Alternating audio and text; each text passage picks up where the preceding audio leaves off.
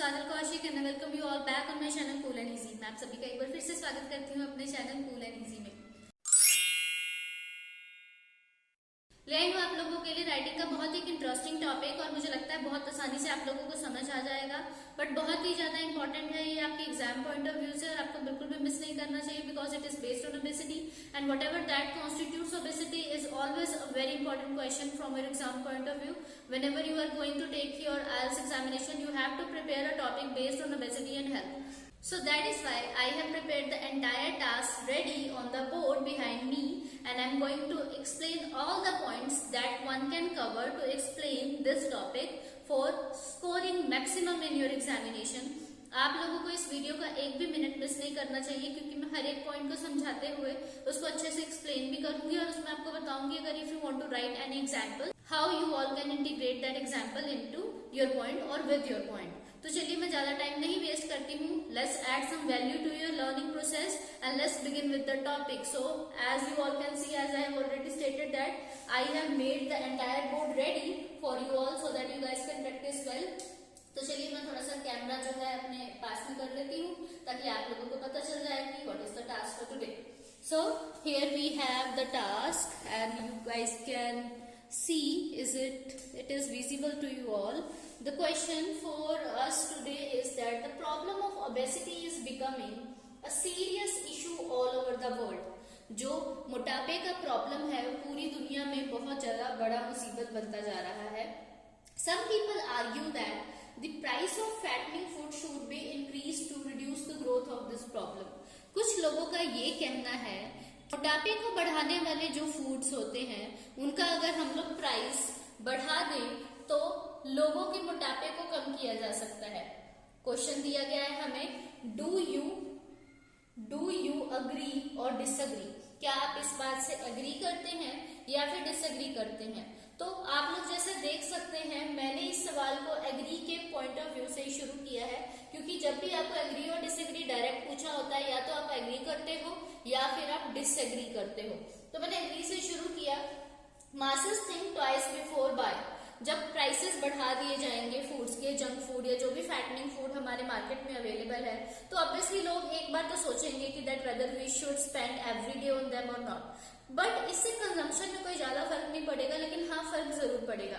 Example में आप लोग ये लिख सकते हो इसके कि जब लोग कम खाएंगे या कम खरीदेंगे ऐसा फूड तो कैलोरी इंटेक ऑब्वियसली उनकी बॉडी में कम जाएगा और कैलोरी इंटेक कम करने का मतलब यही है कि वो बैलेंस में रहेगा और बॉडी में फैट का जो एक्यूमुलेशन है वो कम रहेगा। तो इसीलिए पहला पॉइंट जो मैंने एग्री में लिखा है, लेकिन इसके बाद मेरे माइंड में तो कोई पॉइंट्स नहीं आए कि किस तरीके से हम लोग सिर्फ प्राइसेस को बढ़ाकर वेट को कम कर सकते हैं, क्योंकि मुझे लगता है दिस इज नॉट फीजिबल।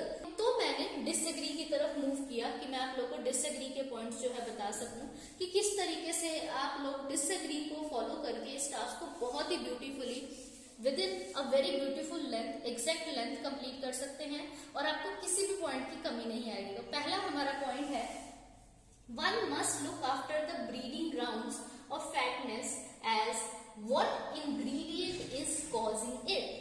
सबसे पहले हमें इस चीज के ऊपर ध्यान देने की जरूरत है कि आखिरकार फूड के अंदर ऐसा कौन सा इंग्रेडिएंट है, ऐसी कौन सी सामग्री है जो कि फैटनेस को और ज्यादा इंक्लाइन कर रही है।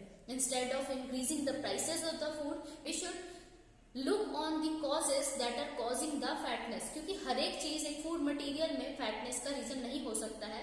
There are only some of the elements that are adding into it. तो आप लोगों को उस चीज पे ध्यान देना चाहिए। देन सेकंड पॉइंट हमने लिखा है, increasing prices would directly impact the overall economy as people are already coping up with inflation globally. आप सब लोग देख चुके हैं कि महंगाई ऑलरेडी पूरी दुनिया भर में बहुत ज्यादा है, तो ऐसे केस में अगर हम प्राइसेस बढ़ा देते हैं तो उससे लोगों की पॉकेट्स पे बहुत ज्यादा असर पड़ेगा, पूरी अर्थव्यवस्था पे उसका बहुत ही खराब असर पड़ेगा, बैड इम्पैक्ट होगा, जिसके कारण प्राइसेस को बढ़ाना तो बिल्कुल भी सोल्यूशन नहीं है, क्योंकि उससे कोई भी जो है कंजम्पशन रिड्यूस नहीं होने वाली, बल्कि उससे इकोनॉमी को सफर करना पड़ेगा, गवर्नमेंट को भी डेफिसिट फाइनेंसिंग की तरफ हो सकता है मूव करना पड़े। तो इसीलिए आप लोग इस पॉइंट को भी यूज कर सकते हैं। Then our third point is lifestyle changes should be encouraged as maximum people are glued का मतलब मैंने आप लोग को पहले भी बताया हुआ कि चिपके रहते हैं, जुड़े रहते हैं to their comfortable office chairs and couch at home, turning them into couch potatoes. Couch potatoes में मोटे, तो बहुत सारे लोग जो है मोटे होते जा रहे हैं। कैसे? ना लोग अपनी आरामदायक कुर्सी छोड़ने को तैयार है, ना ही लोग अपने आरामदायक सोफे को छोड़ने को तैयार है। लाइफस्टाइल उनका बहुत ज्यादा सेडेंटरी हो चुका है। तो हम लोगों को एनकरेज करना चाहिए कि अपना लाइफस्टाइल चेंज करें, यानी कि वो अपने कंफर्ट को छोड़कर थोड़ा सा फिजिकल एक्टिविटीज की तरफ फोकस करें, ना कि प्राइसेस को बढ़ाकर बस हम लोग सारी चीजों को खराब कर दें। तो ये हमारा थर्ड पॉइंट है। देन फोर्थ पॉइंट के लिए मैं थोड़ा सा कैमरा बैक ले रही हूँ ताकि आप लोगों को पॉइंट जो है नजर आ जाए और मुझे लगता है विजिबल होगा। Science has proved that the key reason to obesity is over stress and irregular work patterns. Example, over eating और eat at wrong time that affects digestion. Science ने ये बहुत बार प्रूव किया है कि जो मेजर मोटापे का कारण है वो ओवर स्ट्रेस है और इरेगुलर वर्क पैटर्न्स है। लोग सारा टाइम जो है काम करना चाहते हैं, सारा टाइम ही काम करते जा रहे हैं, जिसके कारण मोटापा और ज्यादा बढ़ता जा रहा है, क्योंकि उनको जब समय मिलता है वो तब खाना खाते हैं, ना कि सही समय पर खाना खाते हैं। जिससे क्या होता है कि उनके डाइजेशन पे डायरेक्टली इम्पैक्ट पड़ता है, और जब डाइजेशन पे इम्पैक्ट पड़ेगा तो definitely they will become obese and more in weight. Then we have the next point here, which is the paradox which needs an eye here is that government is already escalating the prices. यहाँ पर एक जो paradox मतलब कि एक बड़ी ध्यान देने वाली चीज है वो ये है कि गवर्नमेंट तो ऑलरेडी प्राइसेस बढ़ा रही है कमोडिटीज का। जितना भी हम चीजों का इस्तेमाल कर रहे हैं उसका प्राइस तो ऑलरेडी गवर्नमेंट इंक्रीज कर ही रही है, yet no decline has been noticed in the intake of insoluble foods. Insoluble foods मैंने फैटनिंग फूड्स के लिए वर्ड यूज किया है। तो हम लोग देख सकते हैं कि बड़े ही एक आयरनिक बात है कि गवर्नमेंट प्राइसेस बढ़ाने में तो कहीं रुक ही नहीं रही है। लगातार फूड के प्राइसेस जो हैं वो इंक्रीज होते जा रहे हैं और उसमें कोई भी रुकावट नहीं आ रही है, लेकिन उसके कारण कहीं भी कंजम्पशन ऑफ फास्ट फूड जो है उसमें कमी नहीं आई है। जो लोग हैं फास्ट फूड है वो उतना ही कंज्यूम कर रहे हैं जितना वो पहले कंज्यूम कर रहे थे। तो प्राइसेस बढ़ाकर तो कोई भी सोल्यूशन हमें नहीं मिलने वाला है। Then next point we have is the eating of readymade food और junk has become readily accessible, therefore government can not take employment away, however food standards policies can be implemented on vendors. तो आप लोगों को देख रहा होगा कि point मैंने बहुत बड़ा लिखा है और पॉइंट का जो डिटेलिंग है वो भी काफी इंपॉर्टेंट है कि आजकल जो जितना भी रेडीमेड फूड है यानी कि जंक फूड है वो हमें रियली एक्सेसिबल है मार्केट के अंदर। उसे स्मॉल वेंडर्स भी बेच रहे हैं, मल्टीपल जायंट्स तो उसे सेल आउट कर ही रहे हैं। तो अगर हम लोग प्राइसेस बढ़ा देते हैं तो स्मॉल बिजनेसेस को इसको बहुत ज्यादा इसके लिए सफर करना पड़ेगा, क्योंकि वो अपने इंग्रेडिएंट्स को बाय नहीं कर पाएंगे। तो एम्प्लॉयमेंट लेना किसी का is not the solution, but what we can do in that situation is that government should implement all the food health standard policies on these vendors or the larger firms so that they look after the quality control of the food. Quality का ध्यान रखा जाए, उस ingredient का इस्तेमाल किया जाए vendors द्वारा जो लोगों की हेल्थ पे खराब असर नहीं करेगा। इस तरीके से जो है इस सिचुएशन को कोप अप किया जा सकता है।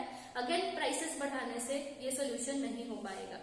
Then we have the next point here, affluent groups are the biggest consumers of processed edibles, thus raising prices would not impact them anyway. ज्यादातर लोग जो फास्ट फूड एवरीडे खा रहे हैं और जिनको ज्यादा एक्सेस वो जो कर सकते हैं वो अमीर लोग हैं। तो अगर प्राइसेस फूड के बढ़ा भी दिए गए तो इनसॉल्युबल फूड्स की कंजम्पशन में कोई भी कमी नहीं आएगी, क्योंकि जिनका परचेजिंग पावर बहुत ज्यादा है वो इसको बाय करेंगे ही, no matter what is the price of it. तो इसीलिए इस बढ़ा के सोल्यूशन नहीं किया जा सकता, क्योंकि कंजम्पशन में कोई भी फर्क नहीं आने वाला। और अगर मैं देखूं कि बहुत एक्सपोनेंशियल डिफरेंस तो बिल्कुल भी नहीं आने वाला।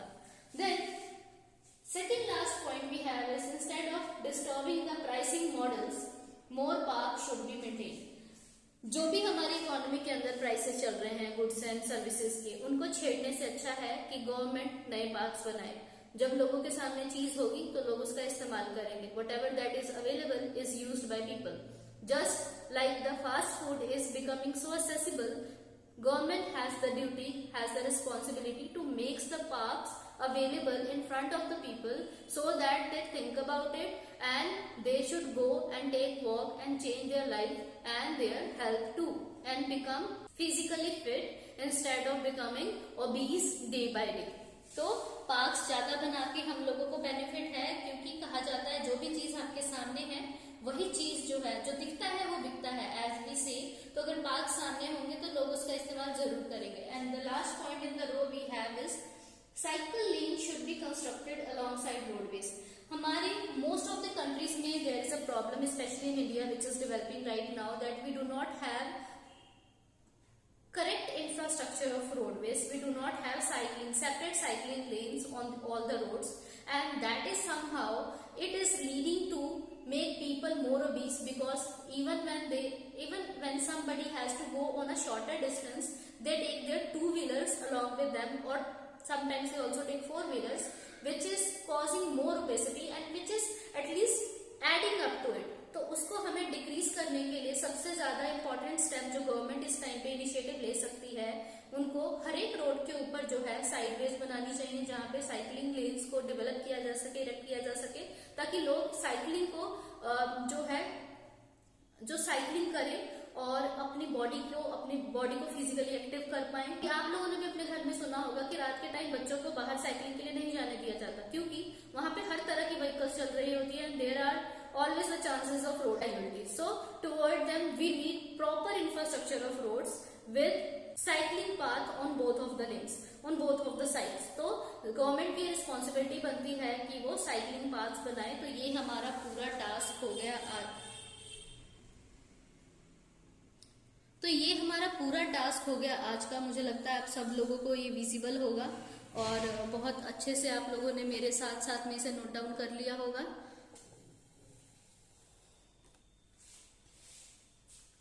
तो ये था हमारा आज का राइटिंग टास्क और उम्मीद है आप सब लोगों को ये अच्छे से समझ आ गया होगा।